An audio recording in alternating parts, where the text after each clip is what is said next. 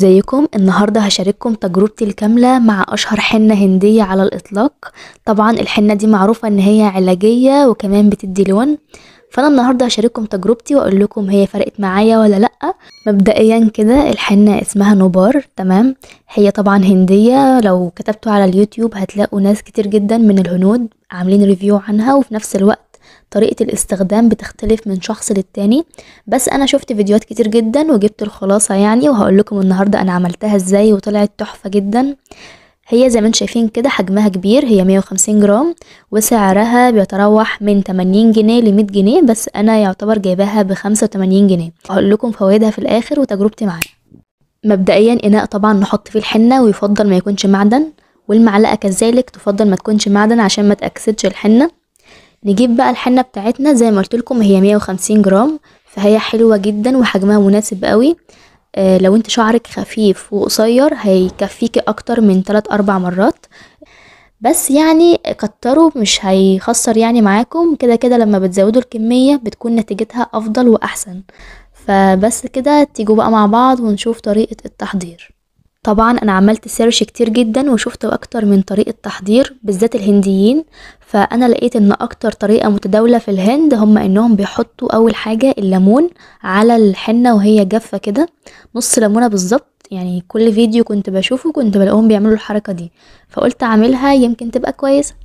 فانا حطيت ليمون، خصوصا بقى ان انا لقيت ناس بتحط بيض وزبادي، فانا قرفت بصراحة ما بحبش الريحة بتاعتهم، فقلت يعني احط الليمون وخلاص. تيجوا بقى نشوف الخطوة اللي بعد كده.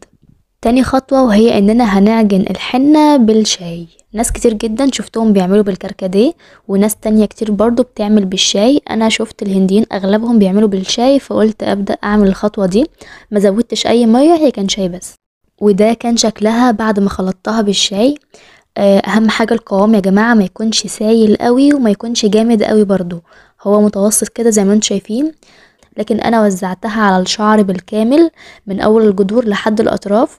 وبعد 4 ساعات غسلت شعري، طبعا غسلته عادي جدا بدون اي شامبو الاول عشان الحنة كلها تنزل وما يكونش فيه اي بواقي. وبعد كده بدأت انشف كويس جدا جدا، وبدأت بقى استخدم الشامبو. اهم حاجة يكون شامبو خالي من السلفات، ما يكونش بينشف الشعر. طبعا انا بعد الاستخدام حسيت ان الشعراية بقت سميكة، بجد حسيت ان الشعر بقى سميك جدا وتحسوا ان هو ناعم قوي. فبجد عجبتني قوي من ناحية التأثير بتاعها على الشعر. وبالنسبة للون، فانا حابة اقول لكم ان الحنة دي هدفها الاساسي هو علاج الشعر بالاعشاب، لكن بالنسبة للون فبرضو حابة اطمنكم واقول لكم ان اللون خطير بجد. لو انت شعرك فاتح، لو انت شعرك بني فاتح او ذهبي، هتبص تلاقي بعد استخدام الحنة شعرك بقى لونه نحاسي. عارفين بحتاج منها لشعري على حسب طوله وكثافته. حطيت 4 معالق كبار مليانين من الحنة. بعد كده بجيب حوالي كوباية كبيرة من المية 250 ملي مثلا، بحط عليها معلقة كبيرة من الشاي ومعلقة كبيرة من القهوة ومعلقة كبيرة من الكركم،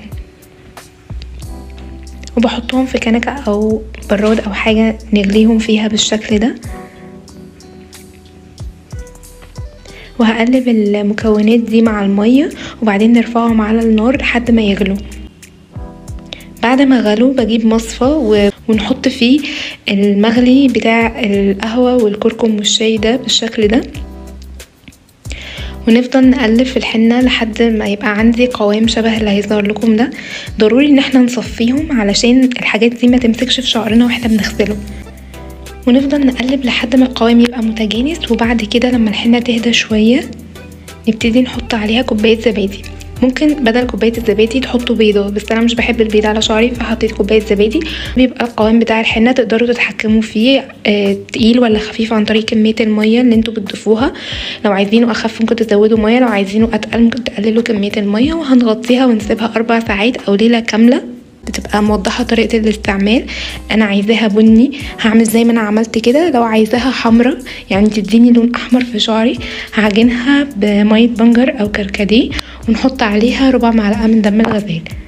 لكن لو عايزينها بني نعمل زي ما انا عملت كده. بعد ما سبت الحنه 4 ساعات وابتدي استعملها بجهز الدنيا. حطيت كريم مرطب او فازلين على جبهتي كده ووداني ورقبتي، وجهزت المشابك او التوك والكاب البلاستيك والجوانتي وده كده القوام بتاع الحنة. انا خففتها شويه، حطيت كمان ورقه جرايد على رجلي علشان اللي هينزل من شعري.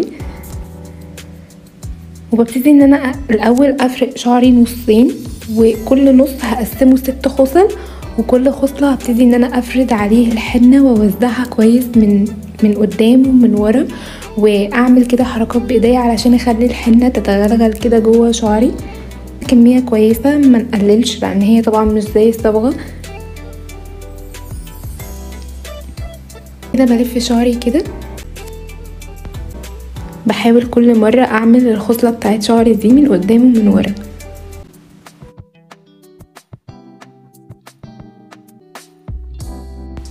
وبعد كده بلبس البروكاب البلاستيك ده وبحطه كده لمدة 4 ساعات على شعري، او حتى لحد ما الحنة تنشف على شعري، وبعد كده بغسله بالشامبو والبلسم.